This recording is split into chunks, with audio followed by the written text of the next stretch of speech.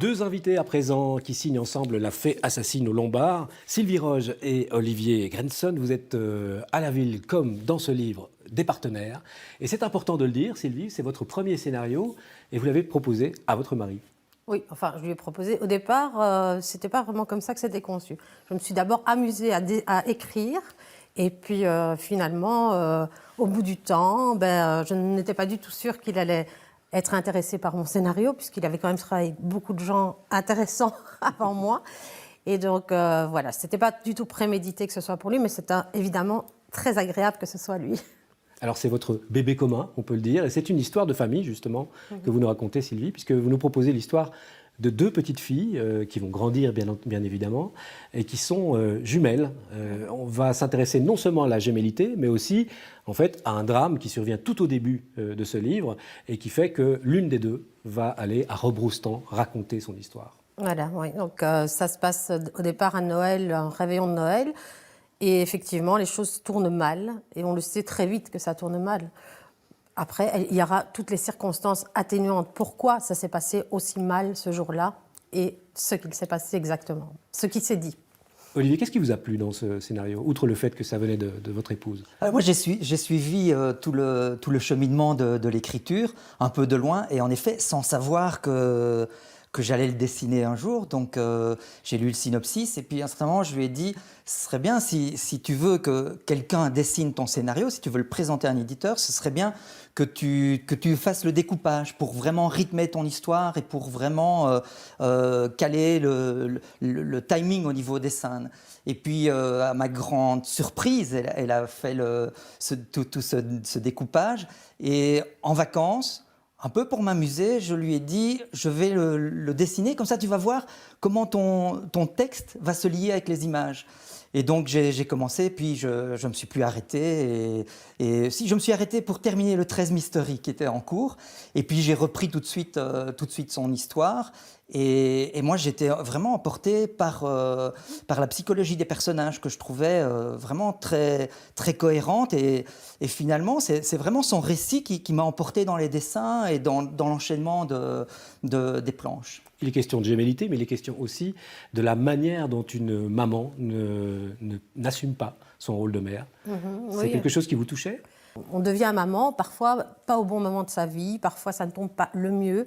Et effectivement, ça peut amener à des comportements qui dérapent, quoi, que finalement, la maman ne fait pas ce qu'elle devrait peut-être vis-à-vis de ses enfants. Alors, sans trop en dire, il y a des scènes qui sont très très fortes dans cette fée assassine. Il y en a deux, par exemple, où chaque fois on revit la même situation parce qu'elle crée en plus une différence entre ces jumelles qui, elles, sont soudées terriblement. Et ces scènes-là, vous les dessinez, vous les appréhendez comment ? D'abord, il faut dessiner deux personnages qui se ressemblent, et en même temps, je sais à chaque fois que je vais dessiner Fanny et Tania, je sais à chaque fois que ce sera Tania ou Fanny. C'est pas par hasard l'une et l'autre, bon, comme elles sont les mêmes, peu importe. Elles ne sont pas interchangeables. Elles ont une petite différence, il y a un léger comportement. Et puis, ce qui est intéressant aussi dans l'histoire, c'est que c'est le point de vue de Fanny. C'est Fanny qui raconte toute l'histoire, qui raconte l'histoire en l'occurrence à un avocat. C'est aussi un super choix de Sylvie, parce que ça permet au lecteur de vraiment s'immiscer dans la vie de cette famille, de ce trio, cette mère anxiogène, complètement toxique, et puis les deux sœurs. Mais c'est vraiment le point de vue de Fanny. Donc, c'est sa façon de voir les choses. Et donc, tout ça, c'est un jeu de dessin, de rapport texte-image qui m'a vraiment plu, quoi. Un dessin qu'on connaît depuis longtemps. Olivier, vous êtes un vieux routard de la bande dessinée belge. Je ne citerai que Niklas Koda, qui a eu une longue vie avec Jean Dufaux au scénario.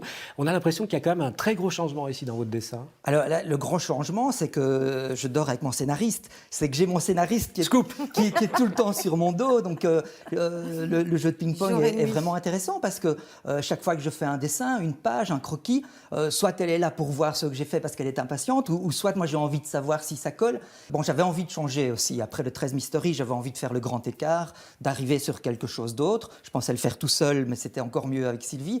Et elle m'a amené vraiment à épurer mon dessin. Et il n'y a pas d'ancrage, en fait. Je travaillais sur une technique que j'ai mis au point, qui est un crayonné, et avec des couches de couleurs qui viennent donner un dessin qui est très très doux finalement, et qui est vraiment en opposition avec le récit qui devient de plus en plus sombre et de plus en plus tragique. Il y a juste une couleur qui ressort très fort, c'est le rouge.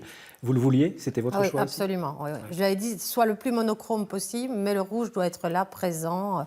Ça doit être un fil conducteur, presque un personnage de l'histoire aussi. Il devait vraiment, oui, être là. Quand vous avez vu les dessins au tout début, vous vous êtes dit incroyable, ça y est. Ah bah, j'ai cru qu'il avait tout regardé dans ma tête. J'avais l'impression qu'il venait de se balader en moi. Je me dis, mais c'est pas possible, tout était là, le casting était juste parfait. On a hésité sur rien, quoi, parce que finalement, il me montre, tiens, regarde, c'est ça la mère. Je dis, ben, c'est exactement elle. Mais je lui en avais tellement parlé avant, on avait tellement discuté de cette histoire, parce que je lui rabâche les oreilles tout le temps. Donc, fatalement, ben, il savait exactement comment je la voyais, comment l'avocat allait être. Enfin, tous les personnages, on les voyait, quoi. Et donc, je me suis dit, mais comment il a su aussi bien visualiser? Mais je dis, à mon avis, la nuit, il vient voir. Peut-être que 30 ans de vie commune, ça aide Oui, aussi ça un aide petit peu. peut-être, ça aide. La Fée assassine, merci d'être venu nous parler de ce livre qui est vraiment un livre qui vous prend aux tripes. Hein. On ne vous lâche pas jusqu'à la fin parce que c'est une histoire où il y a un vrai suspense.